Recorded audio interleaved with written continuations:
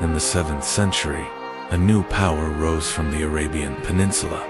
Weakened by long wars and internal conflicts, the Sasanian Empire now faced a new threat. In 636, two armies met at Al-Qadisiyah. This was not just another battle. It was a turning point that would decide the fate of the Sasanian Empire.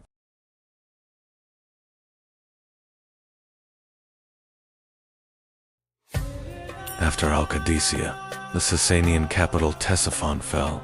The heart of the empire was lost. This marked a turning point, from which Sasanian resistance could no longer recover.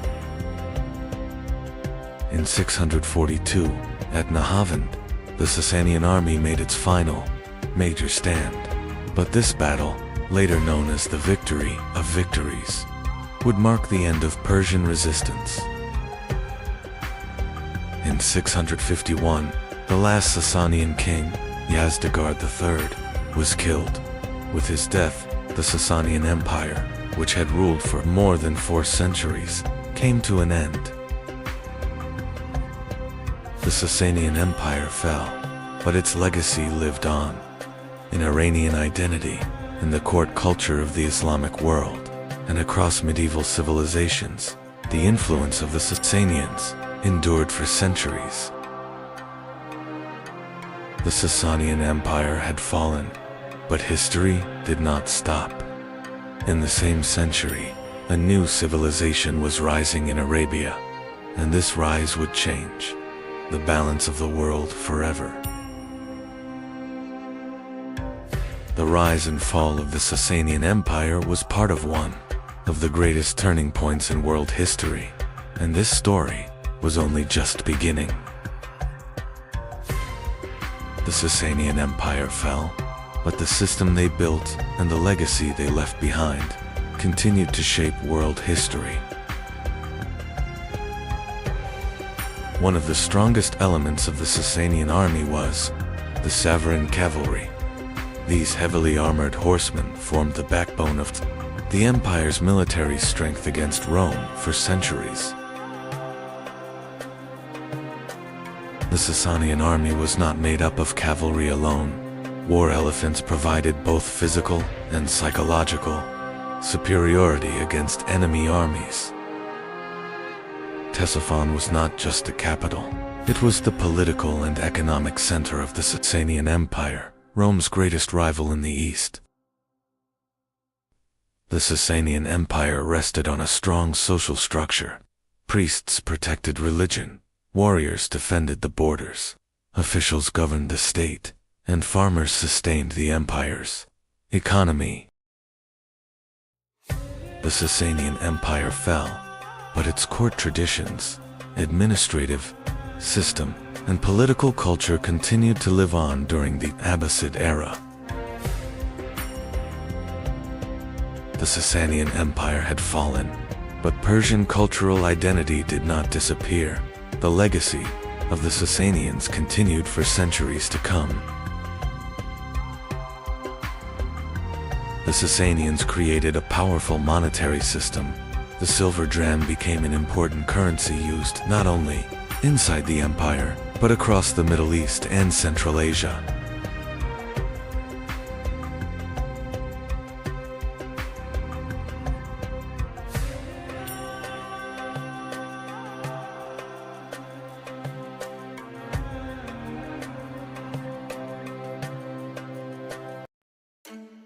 In 375 AD, Europe.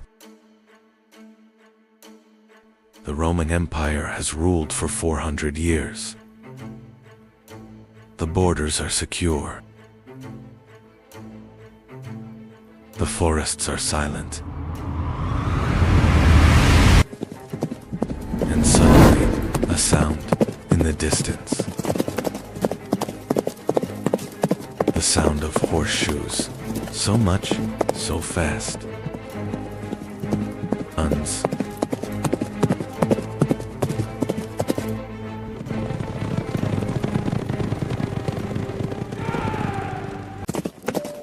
They are from Asia. And this sound will bring about the end of Europe. because this is the beginning of the Great Migration of Peoples. It will last 200 years. Vandals, Visigoths, Ostrogoths, Franks, Anglo-Saxons. They will all move, and Rome will fall. This is not just a migration. This is a chain reaction.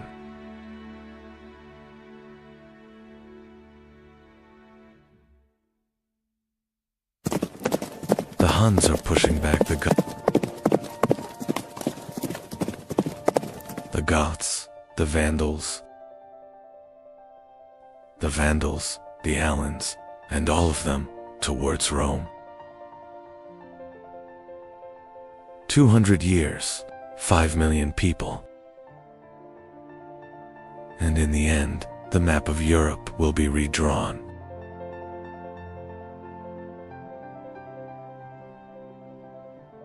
Today's Europe is the result of this migration. France, Germany, England, Spain, they were all born during this period. Asia Kazakh steppes, late 4th century, the Huns. Who were they? Perhaps Xiongnu, perhaps Xiongnu. Chinese sources mentioned them 200 years ago. But now, they are moving west. Why? Drought, civil war, Chinese pressure, we don't know. But what we know is this: they live on horseback, they shoot arrows, they move around, and they never stop. Attila, the scourge of God. He kills his 2 brothers. He becomes the sole ruler, and for 20 years, he shakes Europe to its core. For the horn! Byzantium pays tribute, 700 kilograms of gold. Every year, Western Rome flees. Gaul, Italy, 452, at the gates of Rome. Pope Leo I is coming. Attila is returning. Why? The plague? The Pope's speech? We don't know, but it's coming back. And in 453, he dies, on his wedding night, from a nosebleed, or poison. There are legends. But the Huns are dispersing. The migration isn't ending, but it's accelerating. The Goths, they're coming from Scandinavia, 200 years ago, South Vistula River, Nice. In 238, the First Roman War.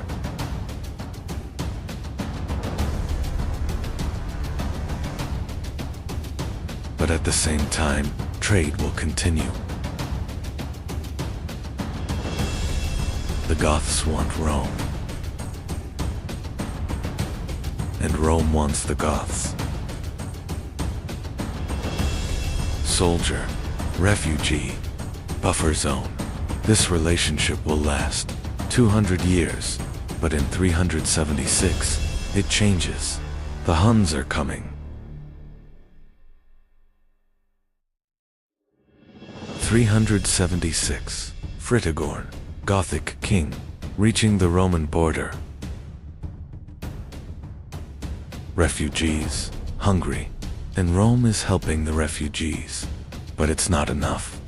The hunger revolt begins in 300. Emperor Valens is dying.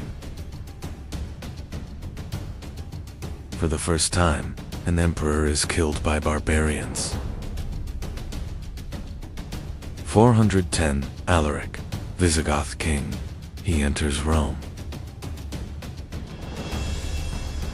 3 days of looting, For the first time in 800 years, Rome has fallen.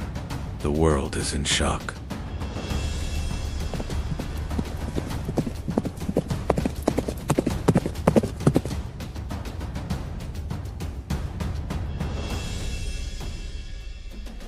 (418) The Visigoths settle in Spain. The Kingdom of Toulouse and the Western Roman Empire is collapsing.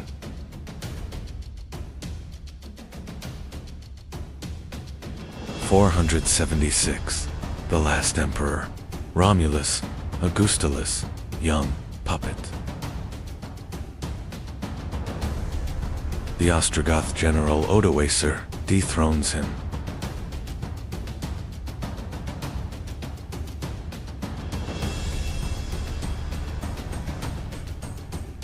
But it doesn't kill it. It retires it. The Goths are now in Italy, and the Western Roman Empire is coming to an end.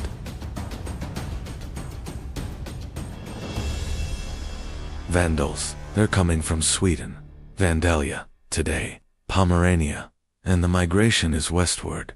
406, the Rhine River. Winter, frozen, they're passing through, to Gaul, to Spain, and Gazric. 429, 80,000 men, to North Africa, by ship. The Vandals become seafarers, and in 439, Carthage, Rome's granary, it falls. The Vandals control the Mediterranean. Year 455. The Vandals arrive in Rome by sea. The city falls. Rome is looted for 14 days, but this was not uncontrolled destruction. Churches were protected. Pope Leo I intervenes once again. However, this time, he cannot save Rome. The Vandals were no longer just a migrating people. They had become a powerful naval force in the Mediterranean. Carthage was their capital. Rome's former grain supply was now under their control.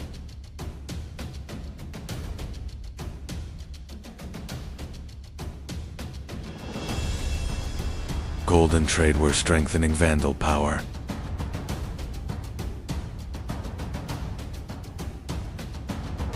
The Mediterranean was now under Vandal naval control. The Franks were a Germanic people, living along the Rhine River, but they were influenced by Rome.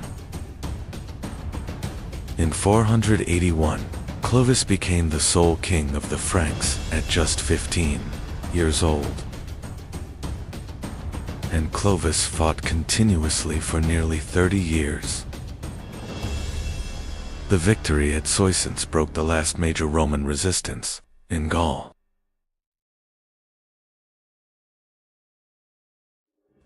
The Battle of Tolbiac became a turning point for Clovis. In 496, Clovis converted to Christianity.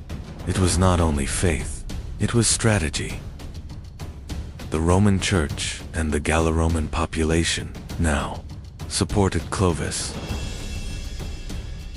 Clovis died, but the Franks continued to grow, and from this legacy emerged France, Germany, the Netherlands, and Belgium.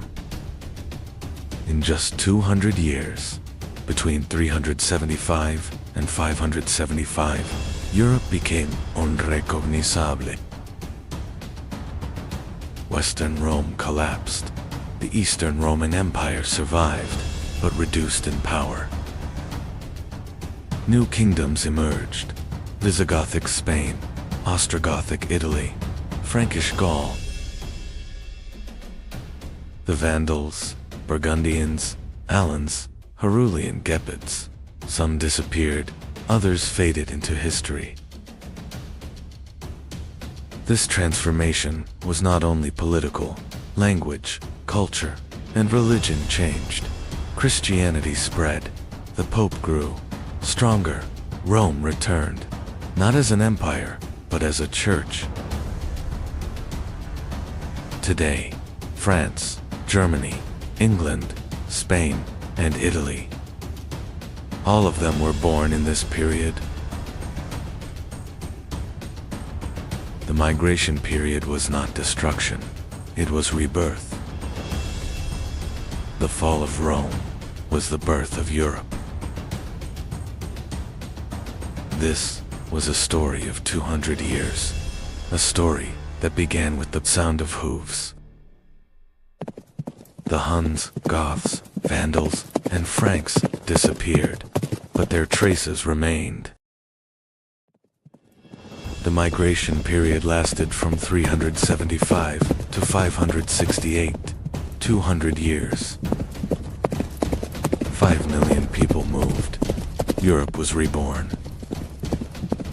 Rome fell, but Europe began.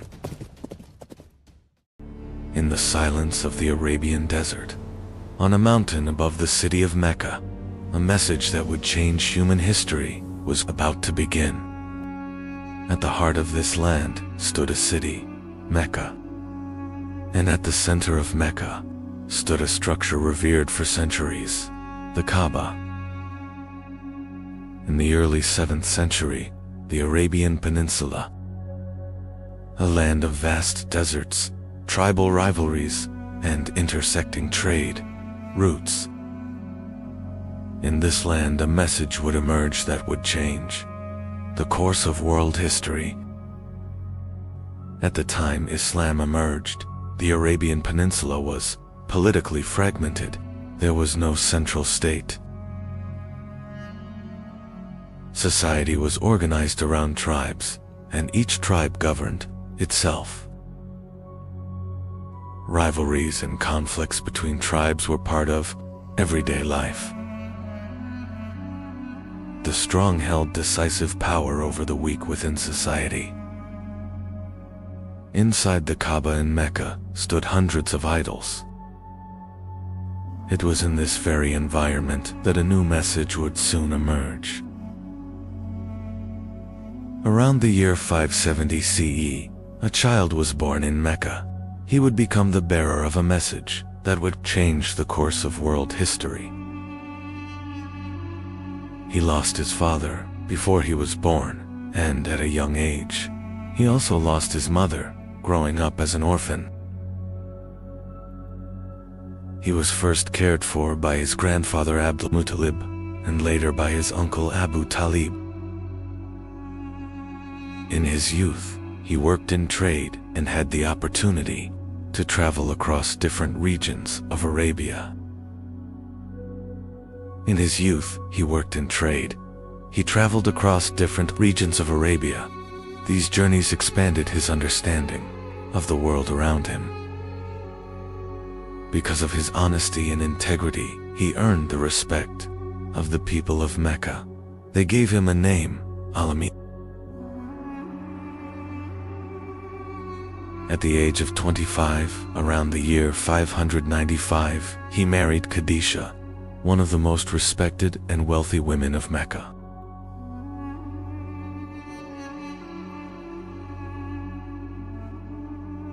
The year was 610. He had withdrawn to the cave of Hira, near Mecca. There an event was about to unfold that would change the course of human history. One night, inside the cave of Hira, the first revelation began that would change the course of human history. And that night, the first word was revealed. Read. After that night, as he descended from the mountain, nothing would ever be the same again. He returned home that night.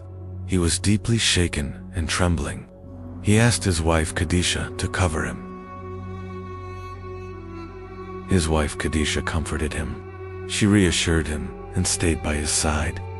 She told him this was not something to fear. He went with his wife Khadijah to Waraka ibn Nawfal. Waraka said that what had happened was a divine revelation. The first to believe in his message were his wife, Khadijah, Ali, Abu Bakr, and Zayd. Thus, the first small community of believers began to form. In the early years, Islam was taught in secret. A small community quietly began to grow in Mecca. He later gathered the people on Mount Safa. There, he openly called them to Islam.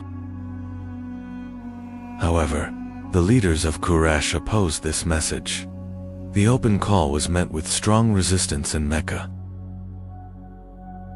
As Islam began to spread, persecution started in Mecca. The early believers were subjected to severe torture because of their faith.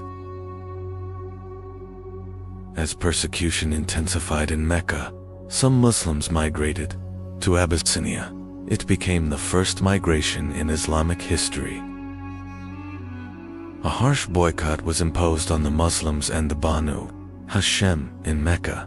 They endured great hardship for 3 years. Persecution against the Muslims in Mecca continued to intensify. The leaders of Quraysh surrounded his house to stop him. That night, Ali stayed in his bed. That night, he quietly left Mecca. To hide from those searching for him, they took refuge in the cave of Thor. They remained hidden in the cave of Thor for 3 days. After a long journey, they approached Medina. After 3 days, they continued their journey toward Medina. They arrived in Medina. Before entering Medina, the first mosque was built in Quba. The people of Medina welcomed them with great joy. The Prophet's mosque was built in Medina. Brotherhood was established between the Muhajirin and the Ansar. An agreement was established between the communities of Medina. Around 313 Muslims faced a much larger Meccan force at Badr.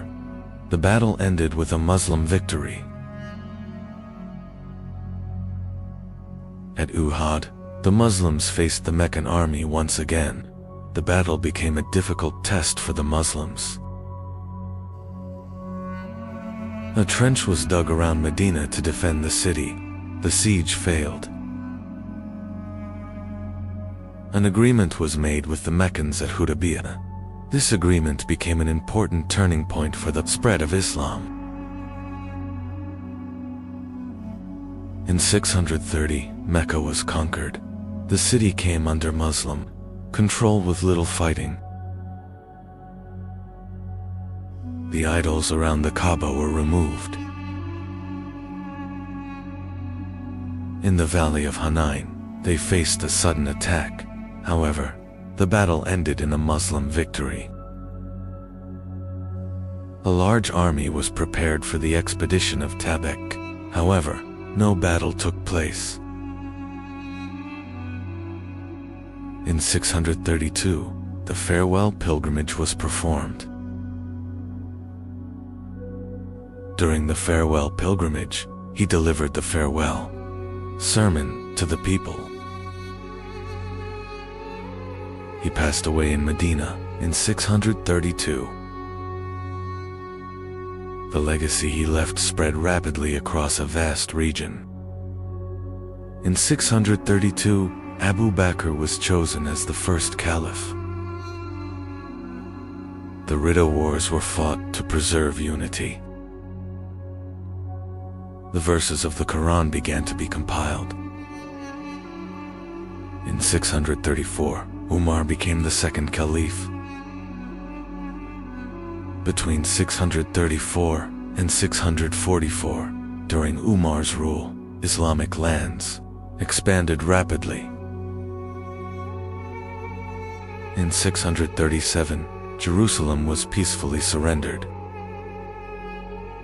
In 644, Uthman became the third caliph. During Uthman's rule, copies of the Quran were prepared and sent to different regions. In 656, Uthman was martyred. In 656, Ali became the fourth caliph. In 656, the Battle of the Camel took place. In 657, the Battle of Siffin took place between the forces of Ali and Muawiyah, the governor of Syria. This battle was a continuation of the political crisis that began after the martyrdom of Uthman. It became one of the major turning points of the Rashidun period. It was followed by the arbitration event and the emergence of the After the Battle of Siffin, an arbitration took place between the two sides. This development led to new divisions in the Islamic world. After the arbitration that followed the Battle of Siffin, a group separated from Ali's army and became known as the Kharijites. This development led to new divisions in the Islamic world. In 658, the Battle of Nahrawan took place between Ali and the Kharijites. In 661, Ali was martyred. Thus, the Rashidun period came to an end. Abu Bakr was known for his honesty and loyalty. He became the first caliph and preserved unity during one of the most difficult periods of Islam. Umar was known for his justice and strong leadership. During his rule, the Islamic State became a major. Uthman was known for his kindness and generosity. During his rule, copies of the Quran were distributed to different regions. Ali was known for his courage, wisdom, and justice. He became one of the most important leaders in Islamic history. The Quran was revealed gradually over about 23 years. This process guided the community step by step and strengthened the believers. Islam is built upon 5 core practices: declaration of faith, prayer, fasting, charity, and pilgrimage. Islam encourages reading, cleanliness, goodness, and justice. It emphasizes protecting the weak and carrying responsibility. Within society, to be a Muslim, one must declare with the tongue and believe with the heart. The Quran clearly declares that there is no God but Allah and that Muhammad is his messenger. This belief forms the foundation of Islam. Islam is a faith built upon justice, compassion, knowledge, and good character. For centuries, it has continued to guide the lives of millions of people. In 661, after the death of Ali, a new era began in the Islamic world. After the death of Ali, Muawiyah became the caliph, and the Umayyad period began. During this period, the caliphate changed from an elected leadership into a hereditary system within the same family. The Umayyads moved the center of administration from Medina to Damascus. Damascus soon became the political center of the Islamic world. During Muawiyah's rule, the state administration was reorganized and the central authority was strengthened. During Muawiyah's rule, a disciplined and powerful army was established. During Muawiyah's rule, a strong naval fleet was established, increasing the influence of the Islamic State in the Mediterranean. During the Umayyad period, naval conflicts with Byzantium began to shift the balance of power in the Mediterranean. In 680, after Muawiyah, his son Yazid became caliph. Thus, the caliphate turned into a hereditary system passed from father to son. In 680, Hussein and a small group with him were surrounded. In Karbala, This event became a turning point that left a deep impact on Islamic history. During the Umayyad period, Muslim armies advanced westward and brought much of North Africa under their control. In 711, the Muslim army, led by Tariq ibn Ziyad, crossed into Al-Andalus, marking the beginning of a new era in Europe. With the conquest of Al-Andalus, Islam reached the European continent, and a new civilization began to emerge in the region. During the Umayyad period, Muslim armies advanced eastward and reached the Transoxiana region of Central Asia.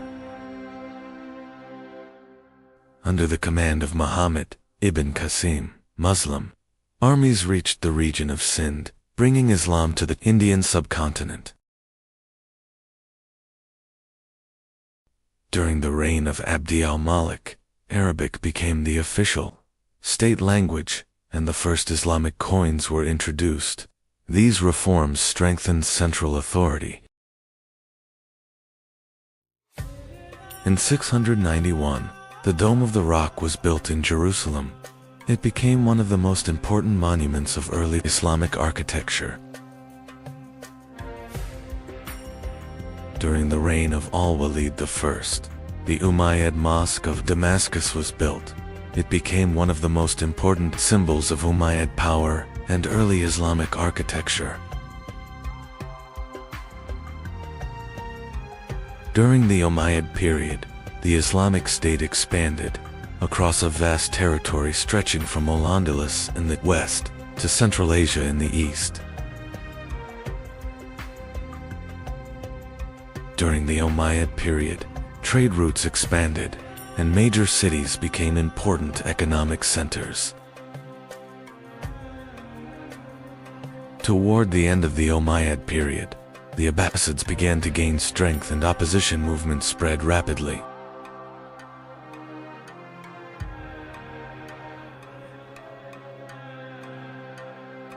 In 698, with the fall of Carthage, Byzantine control in North Africa ended, and the region came under Umayyad rule. After the capture of Carthage, the Umayyads established permanent administration in North Africa, making the region an important center of the Islamic world. The new administration established in Al-Andalus quickly turned the region into one of the important cultural and commercial centers of the Islamic world. During the reign of Abd al-Malik, the central administration was reorganized and the state structure became stronger. During the reign of Abd al-Malik, Arabic became the official state language. This reform strengthened unity within the AD administration. During the reign of Abd al-Malik, the first Islamic coins were introduced. This reform strengthened the economic independence of the state. During the Umayyad period, a postal system was developed to improve communication between cities. During the Umayyad period, several campaigns were launched into Anatolia. The Umayyads laid siege to Constantinople and fought major battles against Byzantium. During the Umayyad period, cities expanded rapidly and trade flourished. During the Umayyad period, scholarly activity began to grow. New trade routes connected different regions of the empire. During the Umayyad period, the Islamic State expanded across 3 continents. During the reign of Al-Wal, major construction projects were carried out in cities.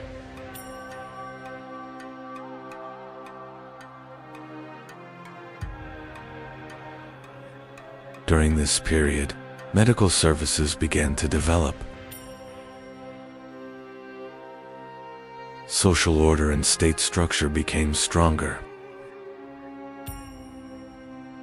The taxation system was reorganized, increasing state revenues. Over time, the Abbasids began to gain strength. In the region of Khorasan, the Abbasids gathered strong support. In the region of Khorasan, the Abbasid movement quickly began to gain strength. The Abbasids rapidly expanded their influence by gathering support across different regions. Over time, uprisings began in many regions against Umayyad rule.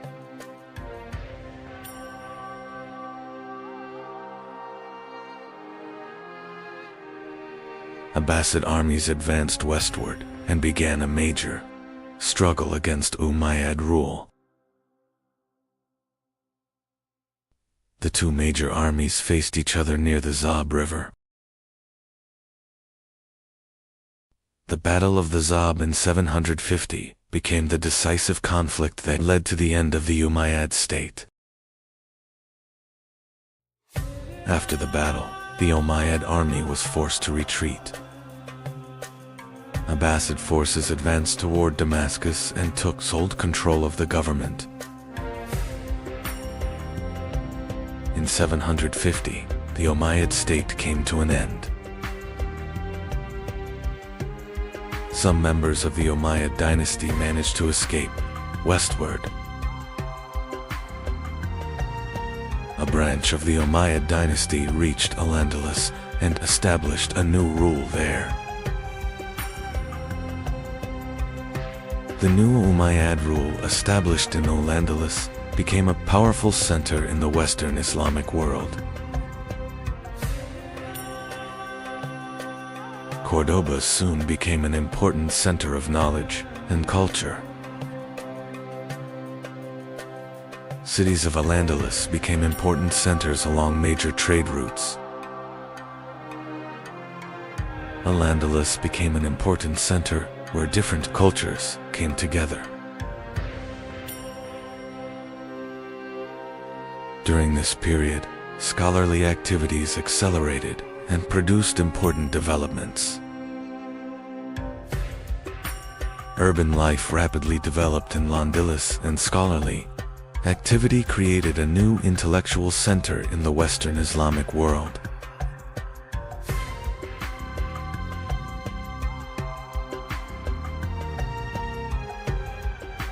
The Umayyads left lasting architectural achievements that became an important part of Islamic civilization.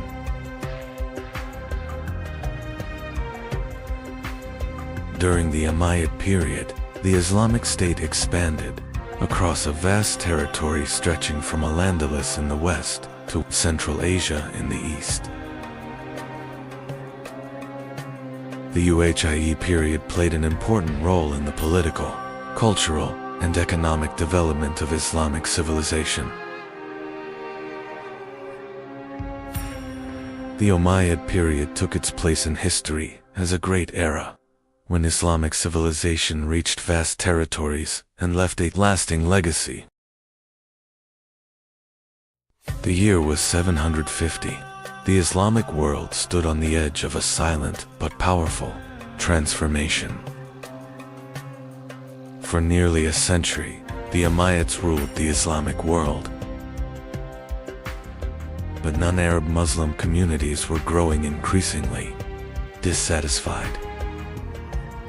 And that dissatisfaction turned into a secret movement. This movement united under black banners. In Khorasan, this movement was led by a powerful commander. And finally, two great armies met on the banks of the Zab River.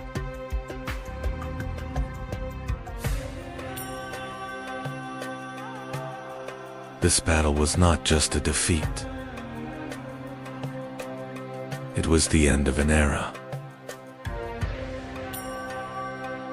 A new era had begun, and the Abbasids had entered the stage of history. After their victory, the Abbasids quickly began securing major cities. The new Caliph, Abu al-Abbas al-Safa, officially declared his rule.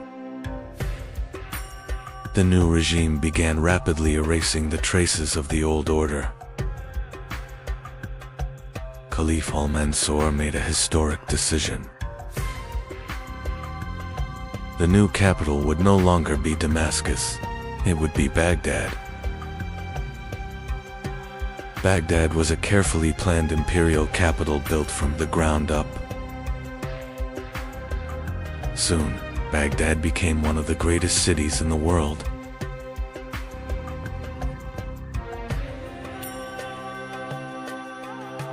During the reign of Harun ar-Rashid, Baghdad became one of the most powerful cities in the world. Baghdad was no longer just a capital city. Baghdad had become the center where the world's trade routes met. At the House of Wisdom, texts from across the world were being translated. The knowledge of ancient Greece was being rediscovered.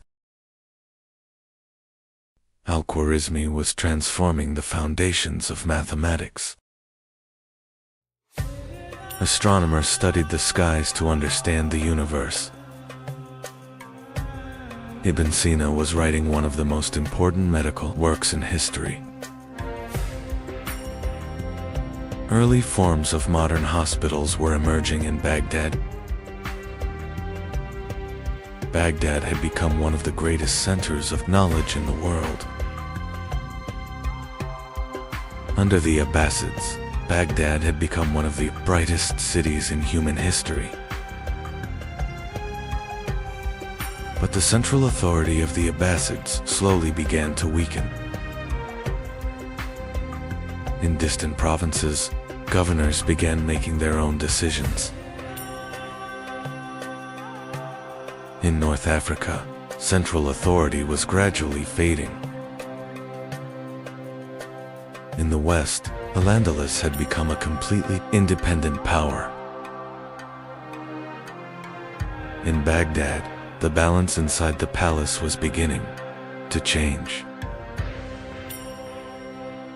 The caliphs relied on Turkic soldiers to secure their safety. But over time, these soldiers began influencing palace politics. The caliphs were gradually becoming symbolic leaders. In the 10th century, the Abbasids entered Baghdad and took control. The caliphate continued, but real power was now in their hands. In the 11th century, a new power began rising from the east. This power was the Seljuk ruler Tughril Beg was advancing rapidly westward. The Seljuks quickly took control of Persian lands. Meanwhile, Baghdad had become politically weakened. The city was under Abbasid control. In 1055, the Seljuk army entered Baghdad. Tughril Beg placed the caliph under his protection. And thus, the Seljuk sultans became the political leaders of the Islamic world. During the Seljuk period, the caliphs continued as religious leaders. But political power now belonged to the Seljuk sultans. The Seljuks restored order by building a strong administrative system. One of the architects of this system was Nizam al-Mulk. The Nizamiya madrasas he founded transformed the education system. These madrasas created a new educational network, the Islamic world. Under the Seljuks, the Islamic world regained strong political stability.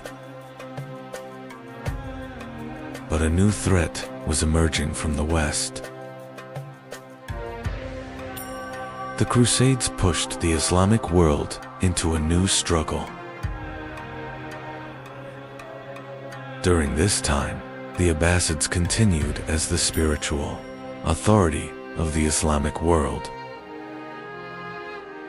In the 13th century, a new and powerful threat rose from the east. This threat was the Mongol army.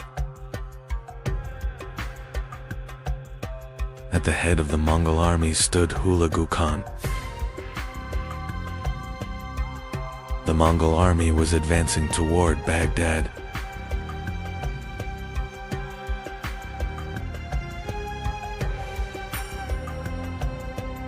In 1258, Baghdad was besieged.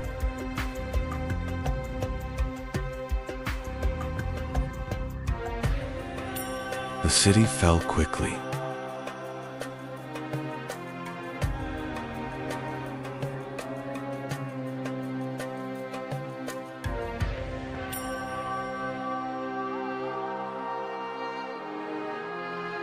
The House of Wisdom was destroyed.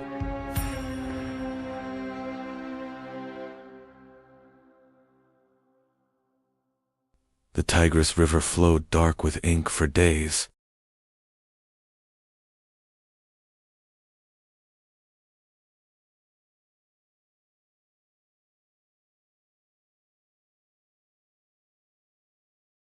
The last Abbasid caliph was killed.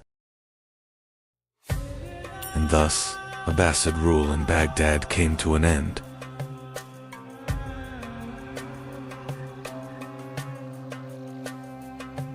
Baghdad had fallen. The city fell into silence. But knowledge did not disappear. Knowledge moved to other cities. The Abbasid Caliphate continued in Cairo. The Caliphate had not completely ended. Abbasid knowledge reached Europe. This knowledge influenced Europe's awakening and became one of the foundations of the Renaissance. Abbasid knowledge spread across continents. Centuries later, the Caliphate passed to the Ottomans. This legacy continued to live on. Baghdad was once one of the centers of the world. The House of Wisdom changed human history. The Abbasids were not just a state.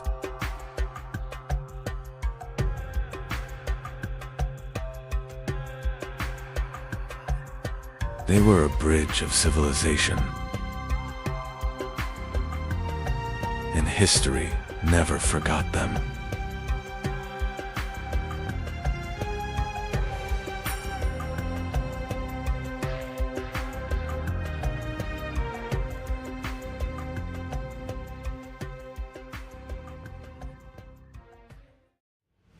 The year is 793. The ships on the horizon were not ordinary. Long, narrow, and crowned with dragon heads. The warriors of the north were coming. The longships reached the shore. Warriors carrying shields and axes stepped onto this silent coast. Lindisfarne was no longer safe.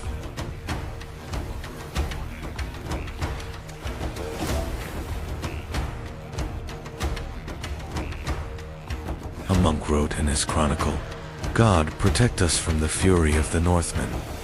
Europe was now facing a new threat. The Vikings were not born raiders.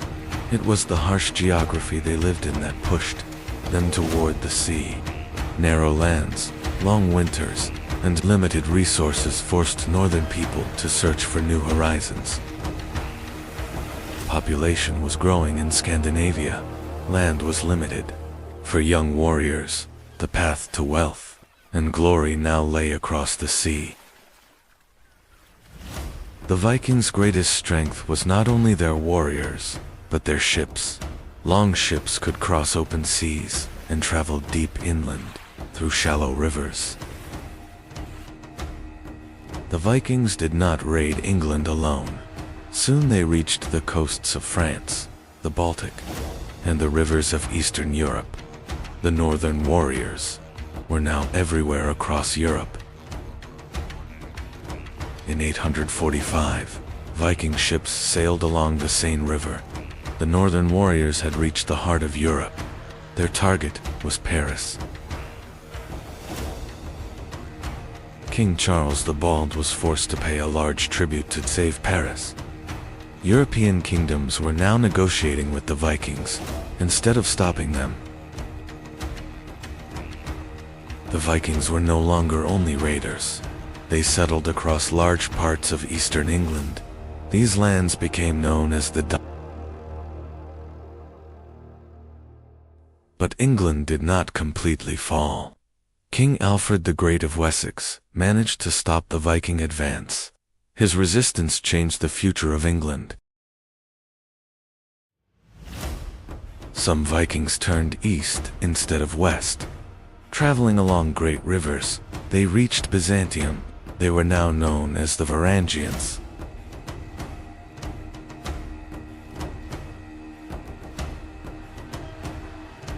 Some Viking warriors entered the service of the Byzantine Empire. In Constantinople, they became the emperor's most trusted guards. This elite unit was known as the Varangian Guard.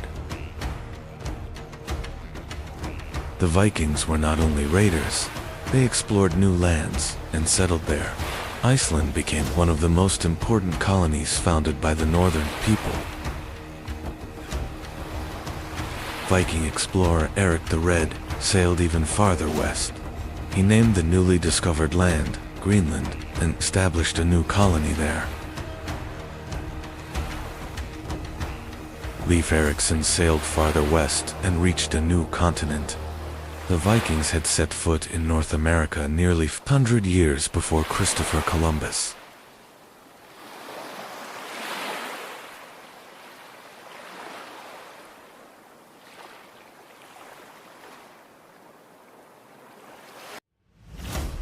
The Vikings were not only warriors. They built powerful trade networks stretching from the Baltic to the Black Sea, transporting furs, silver, and valuable goods. Viking society was divided into three main classes. Jarls were the ruling elite. Carls were the free people. Thralls stood at the lowest level as slaves. In the Viking world, battle was more than survival. They believed in Odin's wisdom, Thor's strength, and that brave warriors would enter Valhalla after death. Over time, the Viking world began to change. Scandinavian kings accepted Christianity. The old gods were slowly replaced by a new faith. The Viking Age came to an end. But the legacy of the northern warriors lived on in Europe's culture, trade, and exploration. They were not only raiders, they were explorers who helped shape history. One of the most mysterious figures in Viking history was Ragnar Lothbrok. According to some sources, he was a great warrior. According to others, only a legend. Ragnar Lothbrok later turned toward the shores of England, but this time, the campaign would not end as he expected.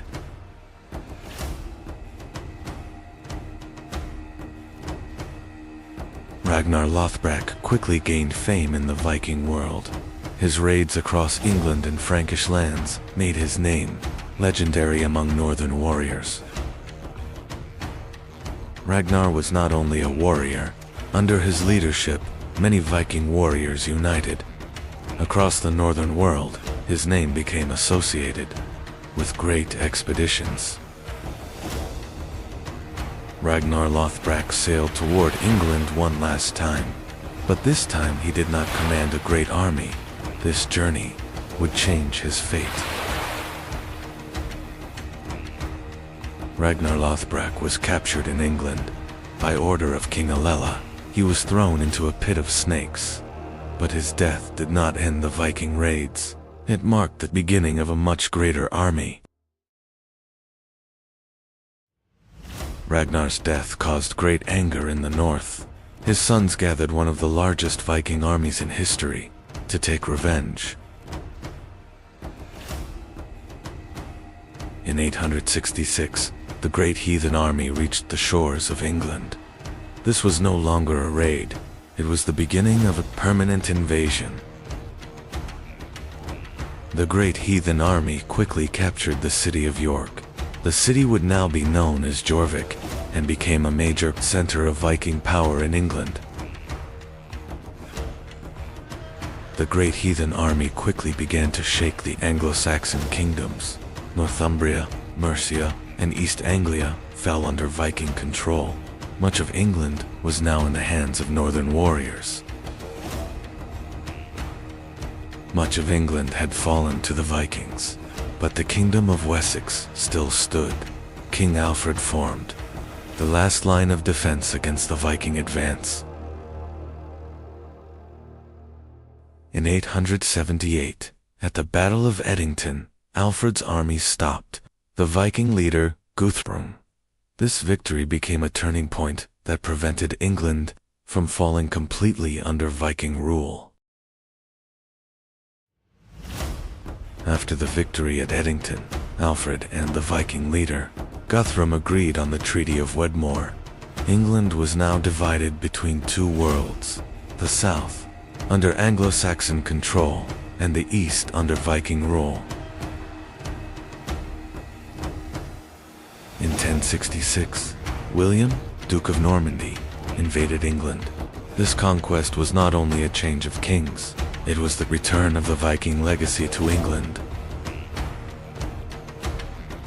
The Norman descendants of the Vikings reached not only England, but also the Mediterranean. In southern Italy and Sicily, they established new kingdoms and shaped the politics of southern Europe. In 1066, Viking King Harald Hardrada launched his final campaign into England, but he was defeated at the Battle of Stamford Bridge. This defeat marked the end of the Viking Age. The Vikings changed Europe not only through war, but through the legacy they left behind. The cities they founded, the trade routes they opened, and the kingdoms they shaped permanently influenced the continent. The Vikings became the first Europeans to reach North America.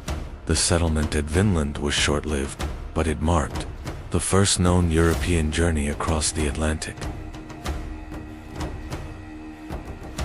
The Vikings were not only raiders, they were traders, explorers, warriors, and the legacy they left behind changed the course of European history.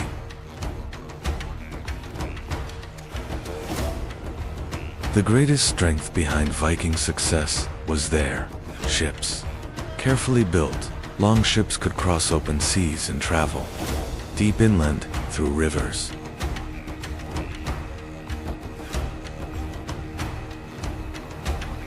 The Vikings were not only brave, they were skilled navigators. Using the sun, the stars, and signs from the sea, they were able to travel across the open ocean.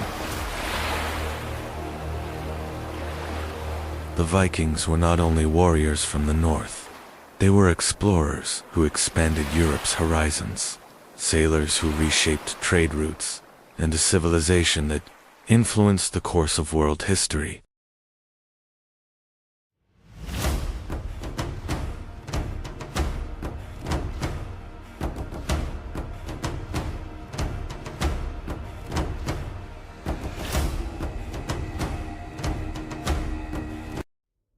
In the 11th century, the Great Seljuk Empire was the most powerful state in the Middle East.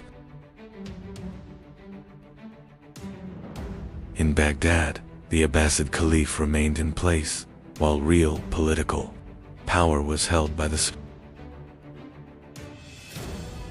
Yet, in the rugged mountains of northern Persia, a different movement was beginning to emerge.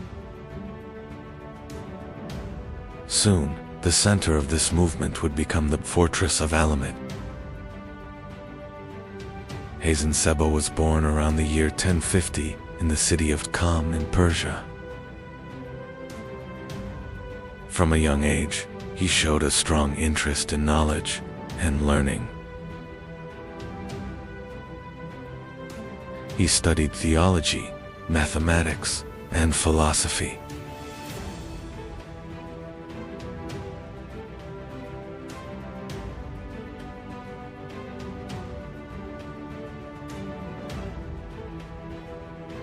He studied theology, mathematics, and philosophy. During his early years, Hasan Seba encountered the teachings of the Islam. To understand this teaching better, he set out on a journey to Cairo.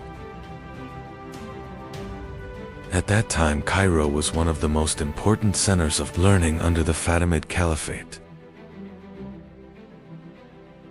There, Hasan Seba met important figures of the Ismaili movement. However, political struggles within the Fatimid court made Hasan Seba's position increasingly difficult. As a result, he was forced to leave Cairo. Hasan Seba began his journey back toward Persia.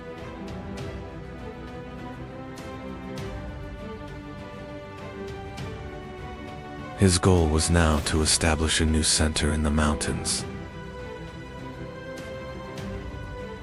In 1090, Hasan Seba turned his attention toward the fortress of Alamut.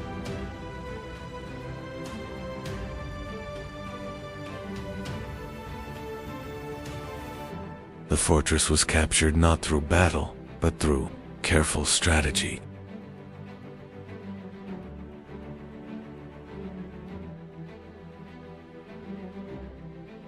Alamut had now become Hasan Seba's center of power.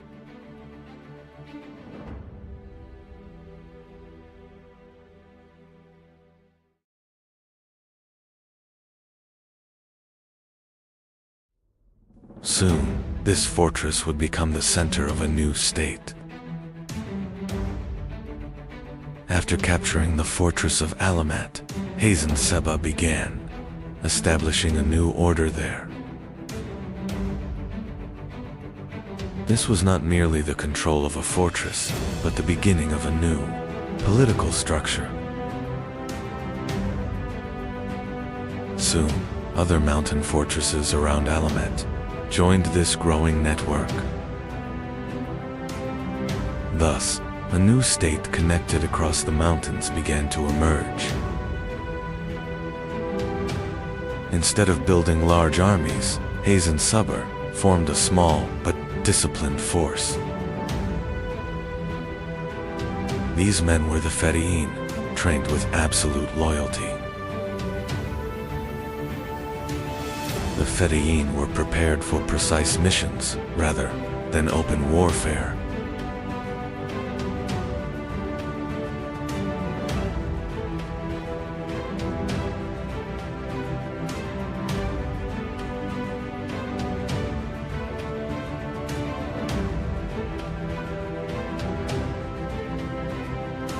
This system quickly made Hasan Seba's power felt across the region. At this time, the Great Seljuk Empire was the dominant political power across Persia and the surrounding regions. One of the most powerful figures of the Seljuk state was the vizier Nizam al-Mulk. The Seljuk administration viewed Hasan Seba's movement as a serious threat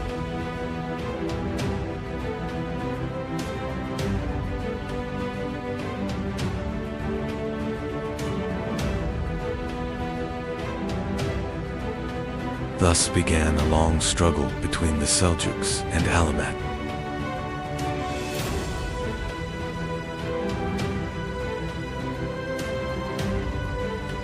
In 1092, the Seljuk vizier Nizam Olmok was attacked during a journey.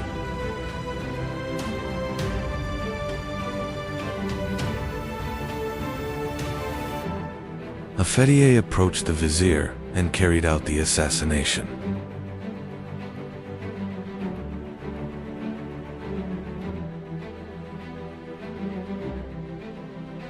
This event caused a major shock across the Islamic world.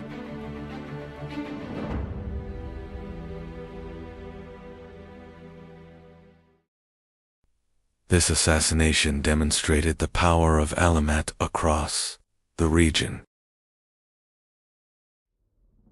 After the assassination of Nizam Olmok, the influence of Alamat rapidly expanded.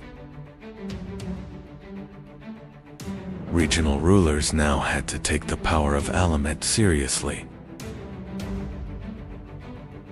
Instead of open warfare, the Fethiyin changed the balance through targeted missions. This method allowed Hazen Seba to survive against powerful states with a relatively small force. The fortress of Alamat did not remain alone for long. Soon, important fortresses such as Lamassar joined this network.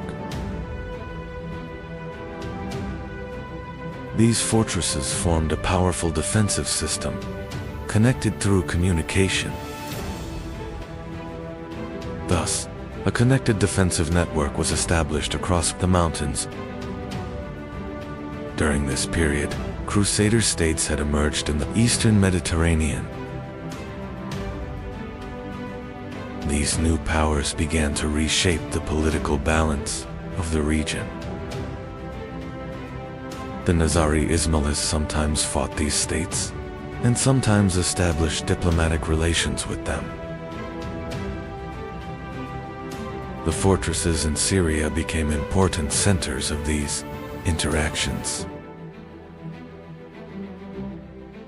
Hazen Saba continued his rule from the fortress of Alamat for many years.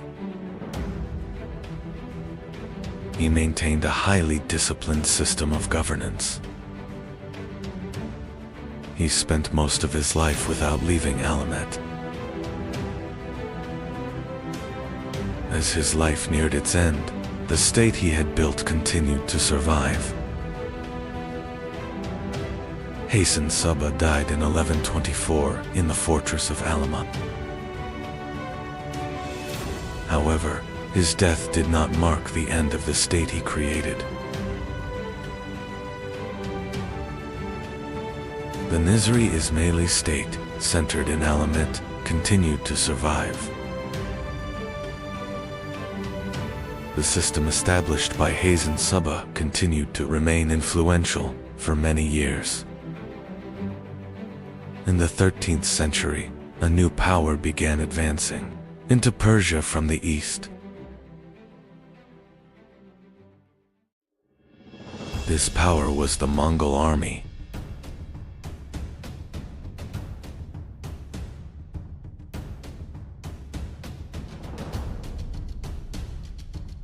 The Mongol forces were commanded by Hulagu Khan.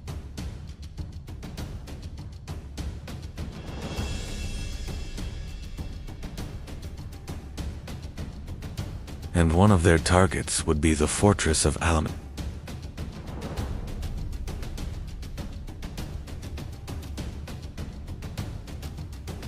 In 1256, Mongol armies advanced toward Alamat. The fortress of Alamat, which had resisted for decades, was placed under siege. In the end, the fortress of Alamat fell to the Mongols. Thus, the state founded by Hasan Saba came to an end. In one of the harshest lands on earth, A child was born. His name was Temujin. No one knew his future, but his destiny was not ordinary.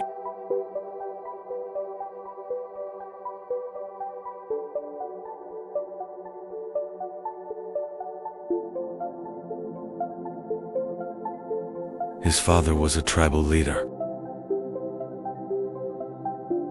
but his enemies killed him. Temujin and his family were abandoned. They had to survive. Temujin and his family were abandoned by their tribe. He grew up fighting hunger.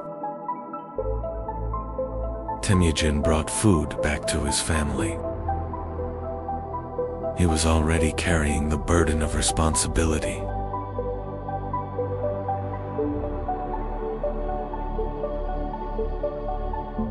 But being alone on the steppe was dangerous. He did not yet know the threat approaching him.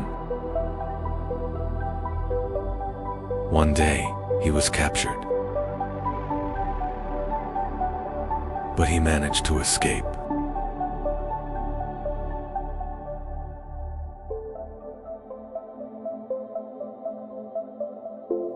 Now he was alone. But he had a great vision. And that vision would change the world. Young Temujin found a powerful ally. His name was Jamuka. They grew up together. They fought together. Temujin began gathering loyal warriors. He was no longer alone. But leadership was not easily earned. Jamuka was chosen as leader. Temujin chose a different path. He chose ordinary warriors over nobles. This decision changed everything. Old friends were now rivals. An inevitable war was approaching. The steppe became a battlefield. And Temujin would not turn back. Temujin began to fight. The steppe was his battlefield. Many tribes joined him. His army was growing rapidly.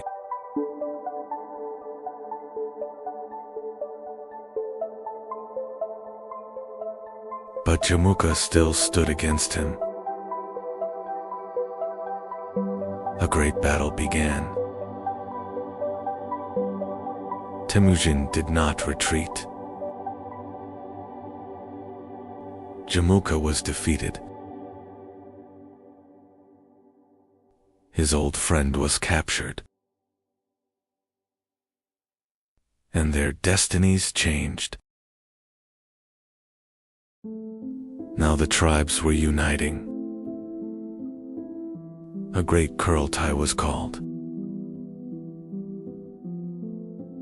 A new leader would be chosen. All eyes turned to Temujin. The tribes supported him. And a decision was made. A new era was beginning. Temujin was now Genghis Khan. The Mongols were now one army. And the world had not yet met them. Genghis Khan built a powerful army. The strength of the army was speed and mobility. They could shoot arrows while riding. Their bows were deadly. They used the feigned retreat tactic. They lured their enemies into traps and surrounded them.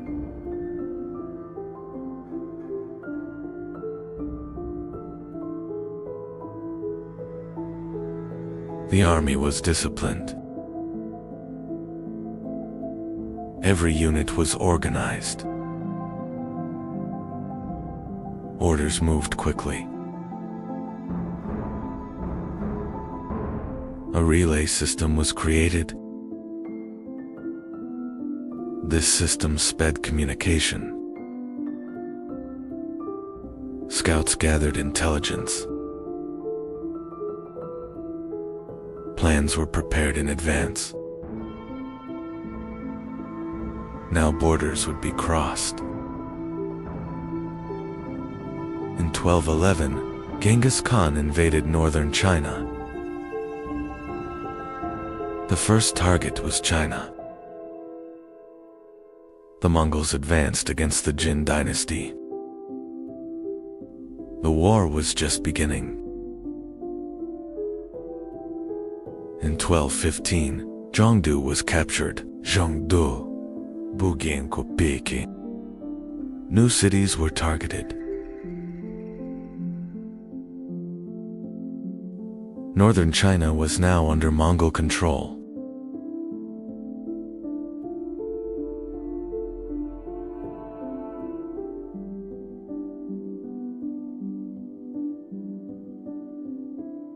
In 1218, the Mongols turned west. A Mongol trade caravan arrived in Ottoman.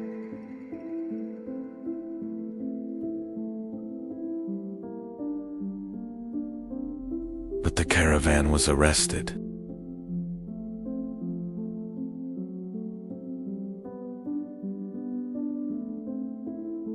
The envoys were executed. Genghis Khan answered with war. In 1219, the Great Campaign began. Ottoman was besieged. The city was captured. The next target was Bukhara. In 1220, Bukhara fell. Genghis Khan entered the city. The next target was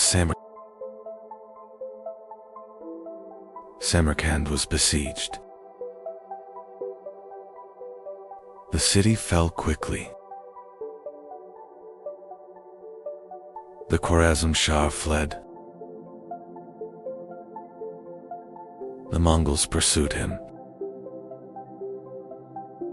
The Khwarezm Shah died in the Caspian Sea. The Mongols advanced into Persia. Many cities fell. The Mongols continued westward. Now the world knew them. The Mongol army crossed the Caucasus Mountains.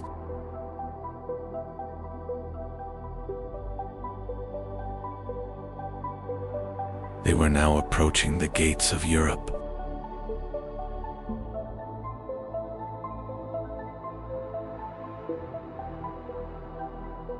Mongol scouts were watching the Rus principalities.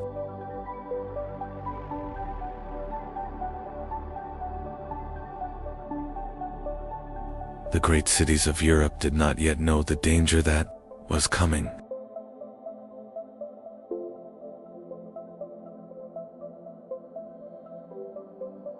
Mongol reconnaissance forces moved across the Russian steppe.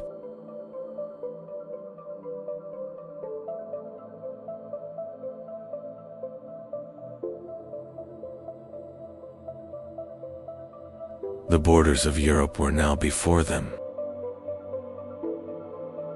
The Rus princes united against the Mongols.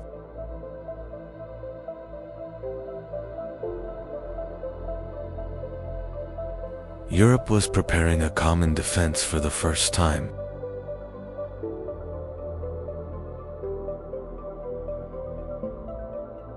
In 1223, the two armies faced each other at the Kelka River.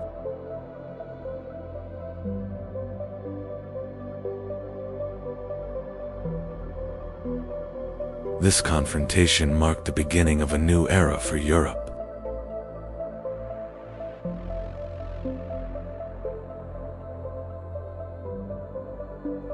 The Mongols used the feigned retreat tactic.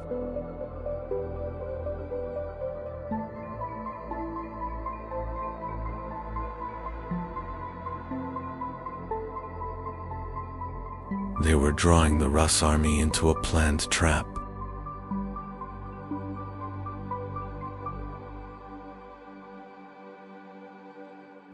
The Rus army began to pursue the Mongols.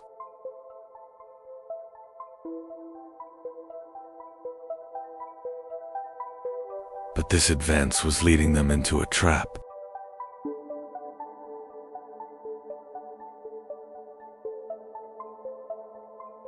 The Mongols suddenly turned back.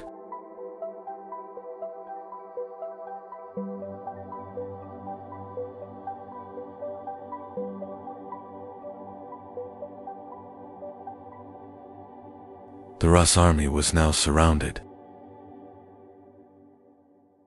The Rus army suffered a devastating defeat.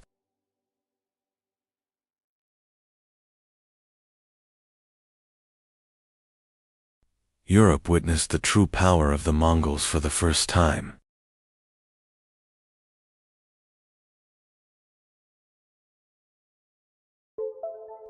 This victory was the result of Subutai and Jeeb's strategy.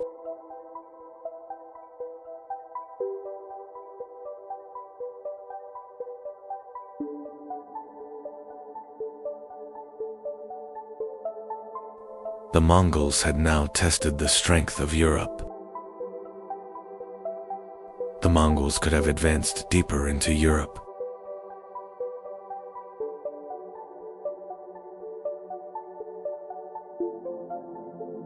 But this campaign